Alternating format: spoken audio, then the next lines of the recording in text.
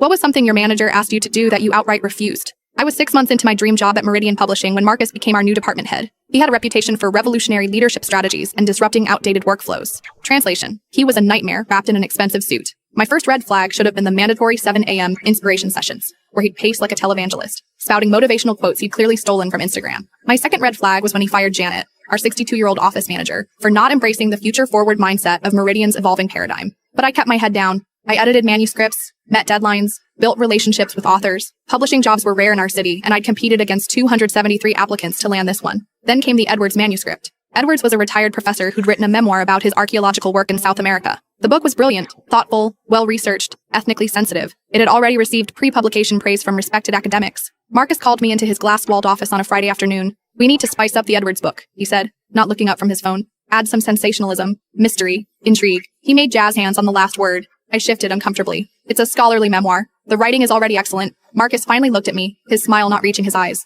"Rebecca, do you know what sells books? Controversy, ancient aliens, lost civilizations, curses." He slid a folder across his desk. "I've drafted some chapters to insert. Just weave them in seamlessly." I opened the folder and felt my stomach drop. The pages contained fabricated discoveries of alien technology, completely invented ritual sacrifices, and offensive stereotypes about indigenous peoples. "This is fiction," I said, "and problematic fiction at that." Marcus leaned forward. "It's marketing. Edwards will thank us when his book sells 10 times more copies, but it would completely undermine his research. His reputation, Marcus interrupted, is not our concern. Our concern is profit margins." I closed the folder. Edwards trusted us with his life's work. "I can't do this." "Can't?" Marcus's voice dropped dangerously low. "Or won't." "Won't," I clarified, standing up. "This violates everything about publishing ethics." His face hardened. "I'm not asking, Rebecca. Either make these changes by Monday or clear out your desk." I thought about my rent, my student loans, the job market. Then I thought about Edwards, how he'd spent decades building relationships with indigenous communities, gaining their trust, documenting their history with respect. "I quit," I said, dropping the folder back on his desk. As I packed my belongings, my coworkers watched in silence.